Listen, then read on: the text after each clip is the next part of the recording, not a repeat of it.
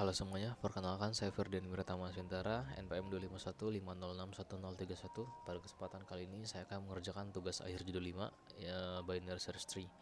Oke, langsung saja. Di sini ada class note ataupun note yang akan kita buat. Si parameternya itu ada self sama self dan key gitu. Yang dimana self.left ini adalah anak dari sebelah kiri dari si note yang akan kita buat atau root, itu masih kosong, dan self.right ini adalah anak sebelah kanan dari root yang akan kita buat, dan juga masih kosong. Dan ini adalah variabel atau kunci dari root itu sendiri. Oke, lanjut. Ada def insert root dan key. Jika rootnya itu masih kosong atau masih belum ada isinya, maka inputan kita itu bakal menjadi sebuah root gitu. Yang pertama kali itu bakal menjadi sebuah root. Dan jika inputan selanjutnya itu lebih kecil daripada si rootnya, itu dia akan dimasukkan ke dalam anak sebelah kiri dari rootnya. Kemudian jika angka yang kita masukkan setelah root ini lebih besar daripada root itu sendiri, dia bakal dimasukin ke anak sebelah kanan si rootnya itu. Dan di sini ada fungsi in order atau fungsi mengurutkan dari terkecil ke terbesar. Jika rootnya itu ada isi ataupun nggak kosong lah istilahnya, dia itu bakal mengambil angka-angka yang berada di anak sebelah kiri si rootnya ini, kemudian akan ngeprint ketika setelah sampai tengah, kemudian dilanjut printan itu akan digabungkan dengan anak yang berada di sebelah kanannya si induk tersebut atau root tersebut. Kemudian di sini ada fungsi main atau fungsi utama dari program ini. Sistem itu akan memberikan output seperti ini, program binary search tree. Kemudian ada fungsi while true, yang mana fungsi ini diperlukan fungsi break untuk menghentikannya. Oke, jadi ini adalah masukan root yang pertama kali. Itu tuh inputan dari user, dan tipe data itu adalah tipe data integer.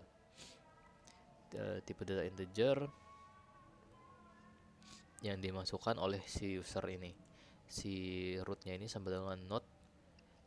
Node-nya ini adalah sebuah root di atas itu, yang pertama tadi, dan nilainya ini sendiri diambil berdasarkan inputan dari user tersebut.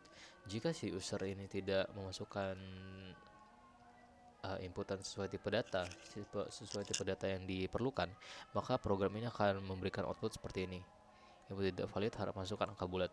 Kemudian terus itu ada fungsi break untuk menghentikan si fungsi ini ketika si user ini sudah selesai lah menginputkan nilainya. Kemudian ada outputan seperti ini, root root.val berhasil dibuat. Artinya si rootnya ini berhasil ngambil si data pertamanya ini, data si file yang pertama dimasukkan. Kemudian akan meminta user memasukkan inputan setelahnya, misalkan masukkan angka lain atau ketik selesai jika sudah cukup.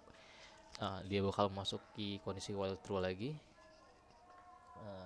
membutuhkan inputan dari user.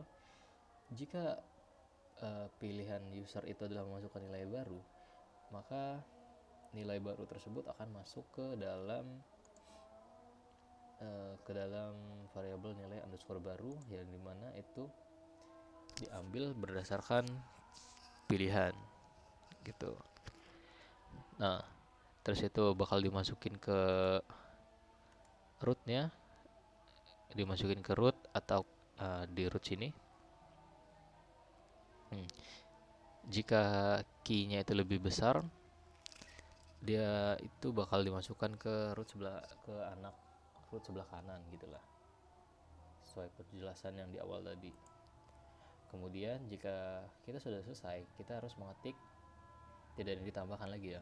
Jika kita sudah selesai, kita cuma perlu mengetik kata selesai tanpa spasi dan harus lowercase gitu. Dan kemudian akan berhenti dan ngeprint di bagian bawah sini. In order dalam kurung root. Artinya si dia ini akan apa ya, mengurutkan nilai-nilai yang sudah dimasukin ke root yang di atas ini tadi, root yang ini. Nah ini gitu. Jadi sih mungkin gitu saja ya penjelasan dari saya. Oh iya, kita belum mencoba kodenya. Jadi di sini kita masukin angka pertama kali untuk urutnya atau si induknya, kemudian angka baru. Misalnya saya memilih angka yang lebih besar daripada si 50 ini sama dengan 70. Oke.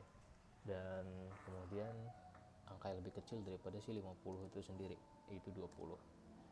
Kemudian kondisi ininya ini, kondisi insertnya ini bakal berpindah ke si key ini. Itu kalau kita masukkan angka lagi, dia ini bakal memilih si induk dari antara 70 ataupun 20 gitu. Kalau saya masukin angka yang lebih kecil daripada 20, misalnya 10, dia bakal menjadi anak sebelah kiri dari si 20-nya ini gitu. Oke. Nah, sekarang saya sudah selesai memasukkan angka-angkanya, jadi saya ketik selesai aja di sini. Tanpa spasi dan lowercase, tidak ada huruf kapital atau angka besar atau huruf besar lah. Kemudian ini bakal menampilkan hasil akhirnya yang sudah diurutkan dari yang terkecil ke yang terbesar. Jadi mungkin itu saja penjelasan dari saya, kurang lebihnya saya mohon maaf. Bye bye.